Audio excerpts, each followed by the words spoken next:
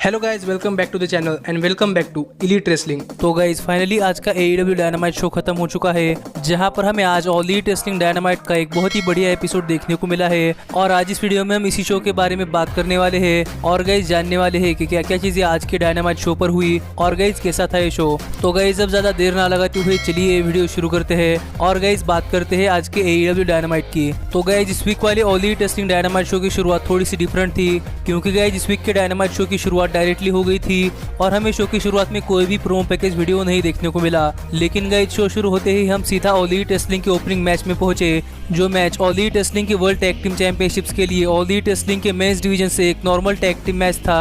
और गाइस ये मैच था All Elite Wrestling world tag team champions Adam Hangman Page और Kenny Omega versus challenger Natural Nightmares के बीच में। और गाइस कहना पड़ेगा कि इस मैच के साथ ऑल एलीट रेसलिंग ने अपने डायनामाइट शो की शुरुआत कर इस वीक वाले डायनामाइट शो की शुरुआत एक बहुत ही बेहतरीन मैच से की थी। और गाइस अगर यहाँ पर हम बात करें इस मैच की, तो गाइस यहाँ पर हर बार की तरह ही डस्टिन रोड्स की परफॉर्मेंस बहुत ही जबरदस्त परफॉर्मेंस थी। और इस मैच में भी डस्टिन रोड्स को देखकर ऐसा लगा कि डस्टिन रोड्स बहुत बूढ़े नहीं है, बल्कि यहाँ पर डस्टिन रोड्स ने अभी भी रेसलिंग करने की शुरुआत की है। क्योंकि गाइस अपने हर ऑल एलीट रेसलिंग के मैच की तरह ही इस मैच में भी डस्टिन रोड्स ने बहुत ही बेहतरीन परफॉर्मेंस दी है। और एक बार के लिए तो डस्टिन रोड्स की परफॉर्मेंस ने केनी ओमेगा की परफॉर्मेंस को ओवरशैडो कर दिया था और इसीलिए हमें ये मैच बहुत ही बेहतरीन मैच देखने को मिला है, जहाँ पर इन दोनों ही टैग टीम्स ने ये मैच जीतने के लिए अपनी तरफ से पूरी जान लगा दी थी। और यहाँ पर इस मैच में इन दोनों ही टैग टीम्स ने अपनी बहुत ही बेहतरीन परफॉर्मेंस दी है। लेकिन गाइज अगर यहाँ पर हम बात करें इस मैच की विनर की, तो गाइज यहाँ पर इस मैच के आखिर में जब दोनों ही टैग टीम्स नीचे थी, तब यहाँ पर क्यूटी मार्शल को सपोर्ट करने के लिए एली यहाँ पर आ गई। और गाइज हम हाल फिलहाल में देख रहे हैं कि ब्रैंडी रोड्स एली को अपने फैमिली में शामिल नहीं करना चाहती, क्योंकि यहाँ पर उन्हें ऐसा लगता है कि एली क्यूटी मार्शल के लिए एक डिस्ट्रैक्शन बन सकती है। और यहाँ पर जो ब्रैंडी रोड्स को लगता है वही सच हुआ और यहाँ इस मैच में एली की वजह से क्यूटी मार्शल डिस्ट्रैक्ट हो गए। और इस मैच के आखिर में केनी ओमेगा और हैंगमैन पेज ने मिलकर क्यूटी मार्शल पर अपना फिनिशर लगाया और यहाँ पर क्यूटी मार्शल को पिन कर केनी ओमेगा और हैंगमैन पेज ने अपनी world tag team championship retain कर ली। और गाइस यहाँ पर ये मैच खत्म होने के बाद भी हमें QT Marshall, Dustin Rhodes, Allie और ब्रैंडी रोड्स के बीच में थोड़ी सी अनबन देखने को मिली है। और गाइस देखते हैं कि आगे इन चारों के बीच में क्या होता है। लेकिन मैं यहाँ पर आपको एक चीज बताना भूल गया कि गाइस यहाँ पर ये मैच चलने के दौरान हमें ब्रिट बेकर कमेंट्री टेबल की एकदम साइड में बैठी हुई दिखाई दी। और यहाँ पर ब्रिट बेकर एक चिट्ठी पर अपने थॉट्स लिखकर एक स्ट्रिंग के सहारे वो अपने थॉट्स टोनी शिवानी तक पहुंचा रही थी। और यहाँ पर जो भी ब्रिट बेकर को कहना होता है वो ब्रिट बेकर टोनी शिवानी से कहलवाती थी। और इसके बाद हमें आगे शो पर ऑल एलीट रेसलिंग के विमेंस डिवीजन से एक नॉर्मल 1-on-1 मैच देखने को मिला। और गाइस ये मैच था एना जे वर्सेस एक लोकल टैलेंट यानी कि एबिडान। गाइस अगर आपने ऑल एलीट रेसलिंग का डार्क शो देखा है तो फिर आपने एबिडान को देखा होगा। लेकिन गाइस अगर आपने ऑल एलीट रेसलिंग का डार्क शो नहीं देखा तो गाइस आप एबिडान को देखकर बहुत ज्यादा डरने वाले हैं, क्योंकि गाइस यहाँ पर एबिडान का कैरेक्टर बहुत ही स्कैरी कैरेक्टर है। और यहाँ पर एबिडान को देखकर ऐसा लगता है कि यहाँ पर एक इविल रेसलिंग करने के लिए आया है। और यहाँ पर एबिडान का मेकअप भी बहुत ही डेंजरस है। और यहाँ पर एबिडान का मेकअप देखकर बहुत सारे लोग डर रहे थे, जहाँ पर क्राउड और एना जे तो छोड़ो बल्कि गाइस यहाँ पर तो रेफरी भी डर रहे थे।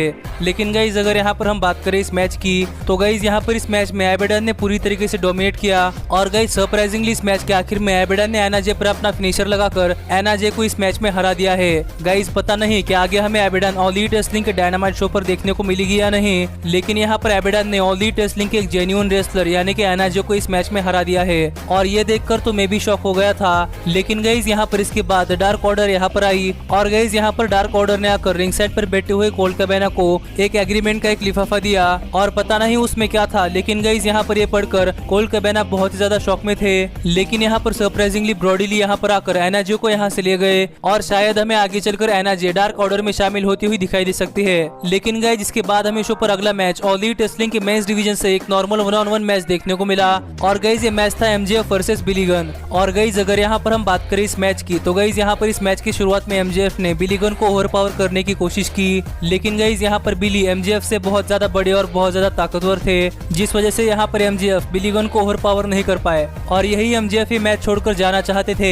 लेकिन यहाँ पर बिली गन एमजेएफ को इस मैच में वापस ले आए और इसके बाद एमजेएफ ने बिली गन के लेग को टारगेट कर इस मैच में अपनी बढ़त बना ली। लेकिन यहाँ पर जैसे तैसे कर बिली गन इस मैच में वापस आ गए और यहाँ पर इस मैच में एमजेएफ अपनी वापसी कर ये मैच जीतने के एकदम पास पहुंच चुके थे।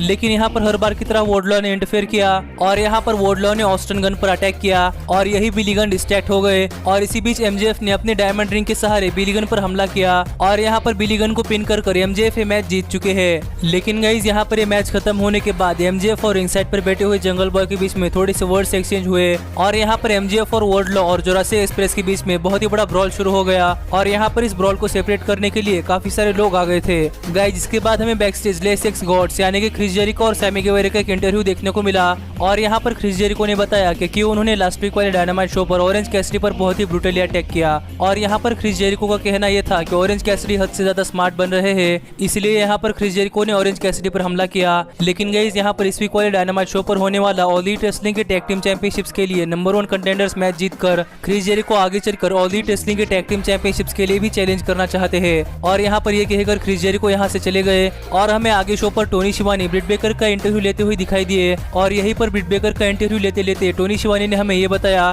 कि गाइस आने वाली ऑल एलीट रेसलिंग के स्पेशल इवेंट यानी कि फाइटर फेस्ट के लिए ऑल एलीट रेसलिंग की विमेंस चैंपियनशिप के लिए एक मैच सेट हो चुका है। और गाइस फाइटर फेस्ट में हिकारू शिरा अपनी All Elite Wrestling women's championship फिनोलेपी फ्रॉड के अगेंस्ट डिफेंड करने वाली है। गाइस हमें लग रहा था कि ये मैच फाइनल होगा और हमें इस वीक वाले डायनामाइट शो पर फाइटर फेस्ट के लिए ये मैच फाइनल होता हुआ दिखाई दिया। लेकिन यहाँ पर ये सुनकर ब्रिट बेकर बहुत ज्यादा गुस्से में आ गई और यहाँ पर ब्रिट बेकर का कहना यह था कि ब्रिट बेकर अभी इंजर्ड है, इसलिए ब्रिट बेकर ठीक होने तक किसी को भी ऑल एलीट रेसलिंग के विमेंस चैंपियनशिप के लिए मौका नहीं मिलना चाहिए। और यहाँ पर यह कहकर ब्रिट बेकर यहाँ से चली जाना चाहती थी। लेकिन गाइस यहाँ पर ब्रिट बेकर की कार ड्राइव करने के लिए उनकी पर्सनल असिस्टेंट नहीं थी, बल्कि यहाँ पर ब्रिट बेकर के असिस्टेंट की जगह यहाँ पर बिग सॉल थी। और यहाँ पर बिग सॉल ब्रिट बेकर को लेकर स्टेडियम से चली गई। लेकिन गाइस हमें यहाँ पर यह नहीं दिखाया गया कि ब्रिट बेकर बिग सॉल को लेकर कहाँ गई है। पर गाइस इसके बाद शो पर आगे ऑल एलीट रेसलिंग के मेंस डिवीजन से एक नॉर्मल 1-on-1 मैच था। और गाइस ये मैच ऑल एलीट रेसलिंग के TNT हेवीवेट चैंपियनशिप का एक ओपन चैलेंज मैच था। लेकिन यहाँ पर इस मैच से पहले कोडी कोई अनाउंसमेंट करना चाहते थे और इसलिए रिंग में आकर कोडी ने एक प्रोमो कट किया। और यहाँ पर बात करते हुए कोडी ने कहा कि पता नहीं हाल फिलहाल में सिचुएशन कैसी चल रही है, क्योंकि कोडी को लगता है कि वो हाल फिलहाल में अपने दोस्तों से अलग हो चुके हैं और पता नहीं क्या वो BTE में है भी या नहीं। लेकिन इसके बाद कोडी ने अपना माइक्रोफोन आर्न एंडरसन को दे दिया और यहाँ पर आर्न एंडरसन ने कहा कि उन्हें पता है कि कोडी आगे चलकर फाइटर फेस्ट में जैक हेगर को हरा सकते हैं, लेकिन हमें भी यहाँ पर देखना पड़ता है कि हाल फिलहाल में सिचुएशन कैसी चल रही है। और इसलिए यहाँ पर ऑल एलीट रेसलिंग डायनामाइट पर कोडी को अपने लिमिट्स तक ले जाने के लिए आर्न एंडरसन ने कोडी के ओपन चैलेंज के लिए एक रेसलर को बुलाया है। और गाइज ये रेसलर कोई और नहीं बल्कि former NWA world heavyweight champion Ricky Starks है। गाइज आपने अगर NWA देखी है तो फिर आपको पता होगा कि रिकी स्टार्क कौन है, लेकिन मुझे लगता है कि आप में से ज्यादातर लोग NWA नहीं देखते और इसलिए आपको पता नहीं होगा कि रिकी स्टार्क कौन है। लेकिन गाइज मैं यहाँ पर आपको बताना चाहूंगा कि रिकी स्टार्क एक बहुत ही जबरदस्त हॉटेस्ट फ्री एजेंट है जिन्हें हाल फिलहाल में ऑल एलीट रेसलिंग ने साइन कर लिया है। लेकिन गाइज अगर यहाँ पर हम बात करें इस मैच की तो गाइज ये मैच बहुत ही बढ़िया मैच था और यहाँ पर जैक हेगर भी बैक स्टेज से ये मैच देख रहे थे। गाइज इस मैच के शुरुआत में हमें बहुत ही अच्छी खासी टेक्निकल रेसलिंग देखने को मिली और इस मैच के शुरुआत से ही रिकी स्टार ने इस मैच में कोडी पर अपनी बढ़त बना ली थी। लेकिन इस मैच में कोडी ने भी अपना कमबैक किया और गाइज इसके बाद हमें इन दोनों ही रेसलर के बीच में बहुत ही बढ़िया मैच देखने को मिला है। गाइज अभी तक आप स्टार्स को नहीं जानते, लेकिन गाइज आगे आगे आप देख सकते हैं कि स्टार्स कितने बढ़िया रेसलर है और स्टार्स को साइन करना ऑल एलीट रेसलिंग के लिए कितनी बढ़िया चीज है। लेकिन अगर यहाँ पर हम बात करें इस मैच की विनर की तो गाइज यहाँ पर इस मैच के आखिर में कोडी ने स्टार्स पर अपना फिनिशर क्रॉसरोड्स लगाया और यहाँ पर स्टार्स को पिन कर कोडी ये मैच जीत चुके हैं और स्टिल है कोडी हमारे all Elite wrestling TNT heavyweight champion. और अपने हर मैच की तरह ही ये मैच भी खत्म होने के बाद कोडी ने अपने अपोनेंट को रिस्पेक्ट दी है और आगे रिकी स्टार्स का भी ऑल एलीट रेसलिंग में बहुत ही बढ़िया फ्यूचर होने वाला है। लेकिन गाइज इसके बाद हमें डायनामाइट शो पर ऑल एलीट रेसलिंग के मेंस डिवीजन से एक नॉर्मल टैग टीम मैच देखने को मिला और गाइज ये मैच था the young box versus super bad death squad यानी कि किप सेबिन और जिमी हेवक। और गाइज अगर यहाँ पर हम बात करें इस मैच की तो गाइज इस मैच के शुरू होते ही जिमी हेवक ने मैट जैक्सन की इंजर्ड बैक पर अटैक करना शुरू कर दिया। लेकिन इसके बाद एक बार निक जैक्सन को टैग मिलने के बाद हमें ये मैच बहुत ही बेहतरीन मैच देखने को मिला और यहाँ पर इस मैच में रिंग साइड पर बैठकर बुचर और ब्लेड ने यंग बक्स को डिस्ट्रैक्ट करने की कोशिश की और यहाँ पर आगे बुचर और ब्लेड ने रिंग साइड कूदकर यंग बक्स पर हमला करना चाहा, लेकिन यहाँ पर FTR ने आकर बुचर और ब्लेड को रोक लिया और इसके बाद हमें ये एक बहुत ही बेहतरीन मैच देखने को मिला जहाँ पर हर बार की तरह ही इस मैच में भी फिनोलेपी फ्रॉड ने इंटरफेयर किया। लेकिन गाइज अगर यहाँ पर हम बात करें इस मैच की विनर की तो गाइज यहाँ पर एक बहुत ही बेहतरीन मैच के बाद यंग बक्स ने किप सेबिन पर अपना एक नया फिनिशर लगाकर ये मैच जीत लिया है और इसके बाद यंग बक्स सेलिब्रेट कर ही रहे थे। लेकिन गाइज तभी यहाँ पर बुचर और ब्लेड ने यंग बक्स पर हमला कर दिया और यहाँ पर FTR ने आकर यंग बक्स को बचा लिया। लेकिन इसके बाद हमें FTR और द यंग बक्स का बुचर और ब्लेड और किप सेबिन और जिमी हेवक पर एक स्टीरियो फिनिशर भी देखने को मिला जो दिखाता है कि अभी भी यंग बक्स और FTR एक कंपटीशन में है। लेकिन गाइज इसके बाद हमें शो पर ब्रायन केज दिखाई दिए। लेकिन गाइज यहाँ पर ब्रायन केज का ये सेगमेंट एक प्री रिकॉर्डेड सेगमेंट था और यहाँ पर टैज फिर से बातें कर रहे थे कि कैसे फाइटर फेस्ट में ब्रायन केज जॉन मॉक्सली को उनके वर्ल्ड हेवीवेट चैंपियनशिप के लिए हराने वाले हैं और हमें फाइटर फेस्ट में नए वर्ल्ड हेवीवेट चैंपियन क्राउन होते हुए दिखाई देने वाले हैं और वो कोई और नहीं बल्कि ब्रायन केज होने वाले हैं। लेकिन इसके बाद हमें जॉन मॉक्सली का भी एक प्रोमो देखने को मिला जहाँ पर जॉन मॉक्सली ने कहा कि ब्रायन केज हमेशा कहते हैं कि ब्रायन केज का रास्ता कोई नहीं रोक सकता, लेकिन गाइस यहाँ पर जॉन मॉक्सली ने कहा कि अब ब्रायन केज का रास्ता जॉन मॉक्सली से क्रॉस पाथ हो चुका है और अब ब्रायन केज को पता चलने वाला है कि कौन ब्रायन केज का रास्ता रोक सकता है। लेकिन गाइस इसके बाद हमें आगे शो पर ब्रिट बेकर की लोकेशन पता चली और हमें ये पता चला कि बिग स्वॉल ने ब्रिट बेकर को कहाँ छोड़ा है और सरप्राइजिंगली बिग स्वॉल ने ब्रिट बेकर को एक कूड़ेदान में छोड़ा था।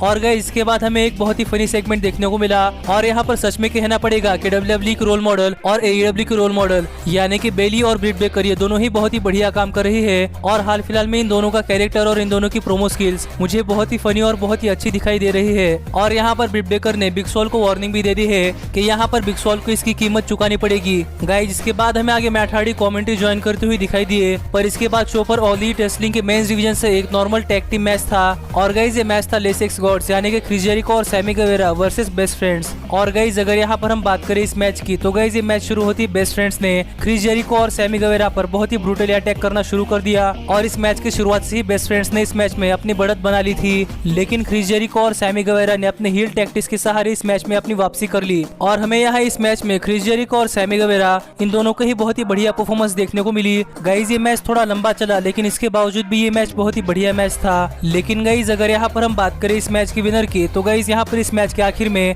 कैमरामैन ने सैमी गुवेरा को डिस्ट्रैक्ट किया और इसी का फायदा उठाकर बेस्ट फ्रेंड्स के ट्रेंट ने सैमी गुवेरा पर अपना फिनिशर लगाया और यहाँ पर सैमी गुवेरा को पिन कर बेस्ट फ्रेंड्स ने ये मैच जीत लिया है और अब बेस्ट फ्रेंड्स बन चुके हैं ऑल एलीट रेसलिंग के टैग टीम चैंपियनशिप्स के लिए नंबर 1 कंटेंडर। लेकिन गाइस यहाँ पर इसके बाद हमें ये पता चला कि वो कैमरामैन कोई और नहीं बल्कि ऑरेंज कैसिडी थे और यहाँ पर ऑरेंज कैसिडी ने रिंग में आकर क्रिस जेरिको पर बहुत ही ब्रूटली हमला किया। और यहाँ पर हमें ये भी पता चला कि गाइस फाइटर फेस्ट के लिए एक और बहुत ही बड़ा मैच सेट हो चुका है और फाइटर फेस्ट में ऑरेंज कैसिडी क्रिस जेरिको के अगेंस्ट 1-on-1 मैच में उतरने वाले हैं और यहाँ पर फाइटर फेस्ट में Chris Jericho versus Orange Cassidy ये मैच ऑफिशियली कंफर्म हो चुका है। और यही सारी चीजें थी जो हमें इस वीक वाले all Elite wrestling dynamite show पर देखने को मिली है और मेरे हिसाब से तो ये शो बहुत ही डिसेंट शो था। लेकिन गाइस आप मुझे कमेंट कर बताइए कि आपको ये शो कैसा लगा। पर गाइस अब मिलता हूँ आपसे अगली वीडियो में, लेकिन तब तक stay healthy, stay happy and keep watching elite wrestling.